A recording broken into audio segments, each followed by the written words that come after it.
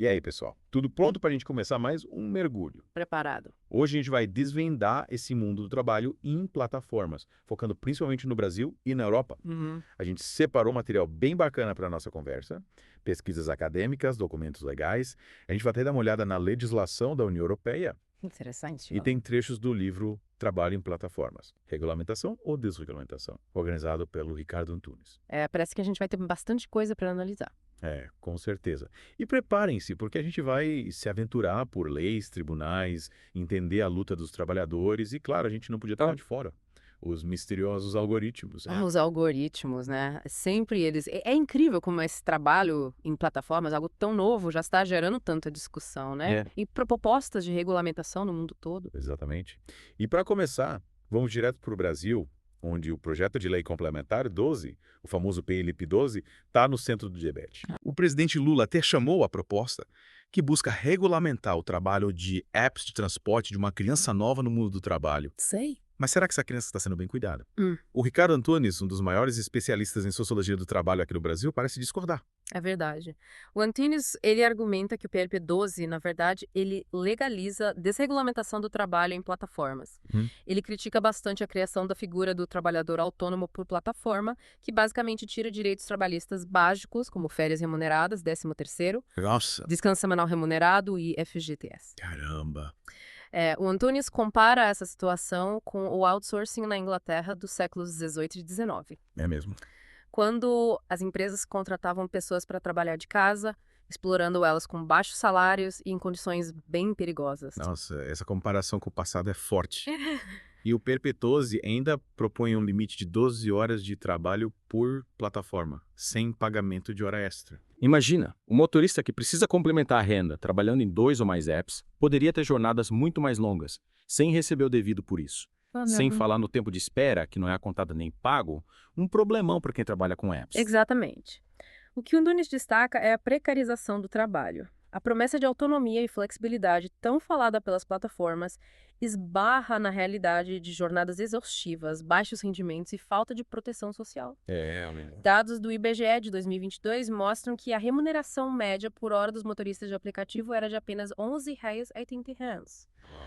Um valor muito abaixo do que seria necessário para uma vida digna. Muito pouco. E enquanto o PLP-12 segue em debate no Brasil, a União Europeia já está um passo à frente. Em março deste ano, eles aprovaram a diretiva sobre trabalho em plataformas, um marco na regulamentação do setor.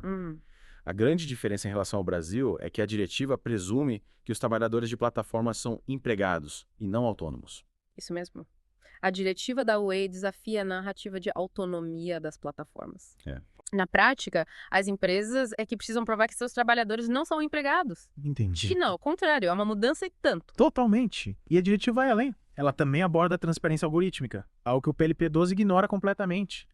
Os trabalhadores europeus agora têm o direito de saber como os algoritmos impactam o trabalho deles, como funcionam os rankings, a distribuição de tarefas e as possíveis punições.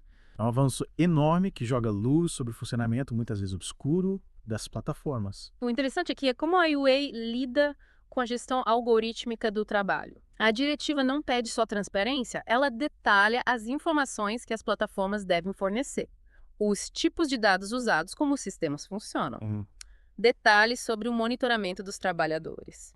E vai além, restringindo a coleta de dados. As empresas, por exemplo, não podem coletar informações sobre o estado emocional dos trabalhadores, invadir as conversas privadas deles ou coletar dados fora do horário de trabalho. É como se a União Europeia estivesse dizendo: chega de caixa preta. Os trabalhadores têm o direito de saber como os algoritmos influenciam a vida deles. Essa postura da UE contrasta bastante com a situação na Califórnia, nos Estados Unidos. Eles até tentaram regulamentar o setor com a Assembly Bill 5, a EB5, mas as empresas de plataforma conseguiram aprovar a proposta 22, que basicamente as isenta de muitas obrigações trabalhistas. A proposta 22, aprovada em 2020, mostra como as plataformas se mobilizam para evitar regulamentação. Com a campanha milionária, elas conseguiram aprovar uma lei que mantém a precariedade do trabalho por aplicativo. E essa história da regulamentação não se limita a leis e projetos de lei. As batalhas judiciais também têm um papel importante.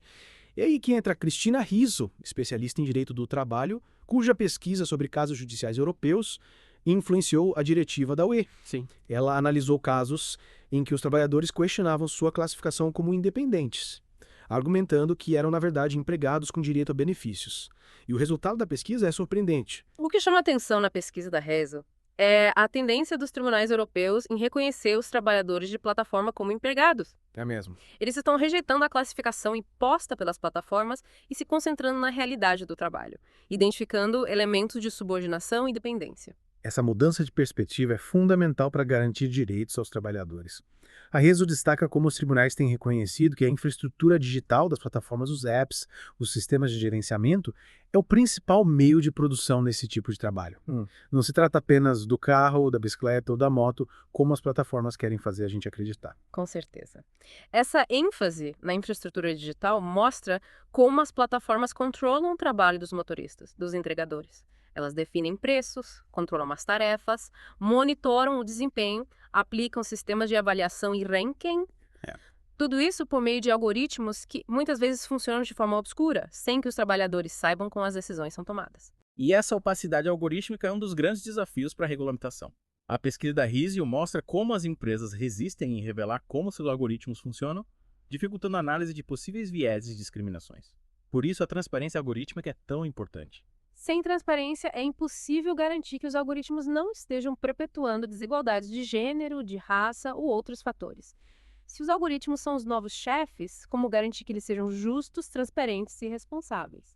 Essa é uma questão fundamental para se pensar. E a diretiva da Way dá um passo importante nesse sentido, exigindo que as plataformas revelem como seus algoritmos funcionam, tanto para os trabalhadores quanto para as autoridades. Mas ainda há muito a ser feito, né? Sem dúvida. A regulamentação do trabalho em plataformas é um processo em construção. E a luta por direitos e justiça nesse novo mundo do trabalho está apenas começando. Realmente a gente tem muito o que discutir ainda sobre esse tema tão complexo. Mas antes de a gente continuar, vamos fazer uma pausa rápida para respirar e já voltamos para a segunda parte do nosso mergulho. Combinado. É verdade, a gente precisa entender como essa gestão algorítmica impacta a vida dos trabalhadores na prática, né? Isso aí. E para isso, nada melhor do que exemplos reais, né? A pesquisa da Hazel traz alguns casos que aconteceram na Europa que nos ajudam a entender como os tribunais de lá estão lidando com essa questão. Um caso interessante é o da Deliveroo, na Holanda. A empresa tentou argumentar que seus entregadores eram autônomos porque podiam escolher seus horários de trabalho. Mas o Tribunal de Amsterdã, em uma decisão histórica, considerou essa liberdade uma ilusão. Na prática, os entregadores eram pressionados a trabalhar nos horários de pico, senão perdiam as melhores oportunidades. Então, a flexibilidade que as plataformas tanto falam pode ser uma armadilha. Os trabalhadores ficam presos a uma lógica de disponibilidade total, sem garantia de remuneração ou direitos. Exatamente. E esse caso da Deliveroo ilustra outro ponto importante: o papel dos sistemas de avaliação e ranking. A empresa usava um algoritmo que classificava os entregadores com base no desempenho. Quem recebia notas baixas era penalizado, perdendo prioridade na distribuição das entregas. Não se passa. Para que os algoritmos estão sempre vigiando os trabalhadores, classificando, comparando. Criar uma competição entre eles, né? Sim, e essa lógica de competição, alimentada pelos algoritmos, pode ter consequências sérias para a saúde mental e física dos trabalhadores. A pressão por ser o melhor, por estar sempre disponível, por entregar cada vez mais rápido, pode levar ao esgotamento, ao estresse, a acidente de trabalho. Com certeza. E será que existe o risco de discriminação? Os algoritmos, por mais neutros que pareçam, podem perpetuar desigualdades que já existem na sociedade, né? Com certeza. A discriminação algorítmica é um desafio que precisa ser levado a sério. E a transparência, mais uma vez, se torna essencial. Se a gente não sabe como os algoritmos funcionam, como podemos ter certeza de que eles são justos? Pois é. Voltando para o Brasil, o debate sobre a regulamentação do trabalho em plataformas continua e o PIP 12 divide opiniões. Algumas pessoas defendem a proposta como um avanço, enquanto outras criticam por não garantir direitos suficientes. É verdade que o PIP 12 é um passo inicial para regulamentar o setor, mas a proposta tem lacunas importantes, como a questão da transparência algorítmica que precisa ser melhor abordada. Realmente. E a falta de transparência não afeta só os trabalhadores, né? Os consumidores também são impactados. Como saber, por exemplo, se o preço de uma corrida ou de uma entrega não está sendo manipulado pelo algoritmo? É verdade. A opacidade algorítmica coloca em risco a lógica do mercado, que se baseia na livre concorrência e na informação transparente. E esse é um dos grandes desafios da regulamentação, né? Como garantir transparência sem prejudicar a inovação. É um debate bem complexo que exige diálogo entre governo, empresas, trabalhadores e consumidores. A pesquisa da Hazel mostra que a experiência da Europa pode inspirar o Brasil. A diretiva da UA, apesar de não ser perfeita, traz avanços na proteção dos trabalhadores e na garantia de transparência. Sim, mas é importante lembrar que a realidade do trabalho em plataformas na Europa é diferente da brasileira. Lá, os sindicatos são mais fortes, a legislação trabalhista é mais sólida e a cultura de proteção social é mais presente. Verdade. No Brasil, a gente ainda tem um longo caminho pela frente para construir um modelo de trabalho em plataformas que seja justo, digno e sustentável. É, com certeza. E para a gente finalizar essa segunda parte do nosso mergulho, queria trazer uma reflexão. Será que a gente precisa pensar em alternativas para o modelo atual de trabalho em plataformas? Essa é uma questão fundamental. Será que o modelo atual, baseado na precarização, na exploração e na opacidade, é o único caminho? Eu acredito que não. A gente precisa buscar alternativas que coloquem o ser humano no centro, que promovam a justiça social, a sustentabilidade e a democratização da tecnologia. Nossa, que interessante. E que tipo de alternativas a gente poderia explorar? Você poderia nos dar alguns exemplos? Claro. Uma alternativa interessante que tem ganhado força na Europa, em países como França, Espanha e Itália, é um modelo de cooperativas de plataforma.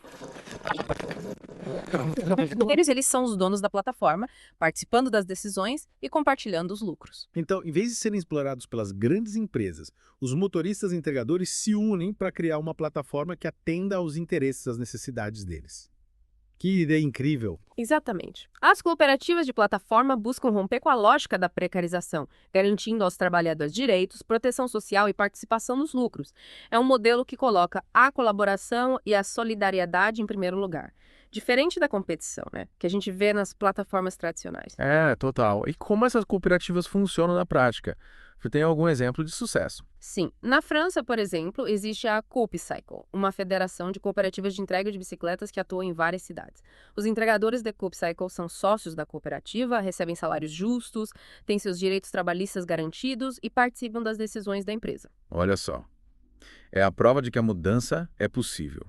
E essa ideia das cooperativas de plataforma pode ser aplicada em outros setores além da entrega de comida. Com certeza. Já existem iniciativas de cooperativas de plataforma em áreas como transporte de passageiros, serviços domésticos, tradução, desenvolvimento de software. É um modelo que se adapta a diferentes realidades. Nossa, que bacana.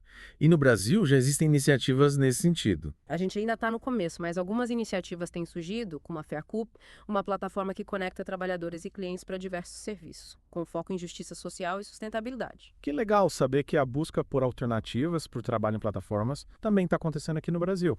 Isso me dava a pensar, como garantir que a tecnologia, em vez de ser usada para precarizar o trabalho, seja usada para promover o bem-estar social? Essa é a grande questão. A tecnologia em si, ela não é boa nem ruim. O que define seu impacto na sociedade é a forma como ela é usada, quem controla o seu desenvolvimento e quem se beneficia de seus avanços. Então, para garantir que a tecnologia seja usada para o bem comum, a gente precisa de políticas públicas, regulamentação, participação social e educação. Exatamente. A gente precisa de um debate amplo e democrático sobre o futuro do trabalho, o papel da tecnologia na sociedade e os valores que a gente quer construir. E essa é uma responsabilidade de todos nós.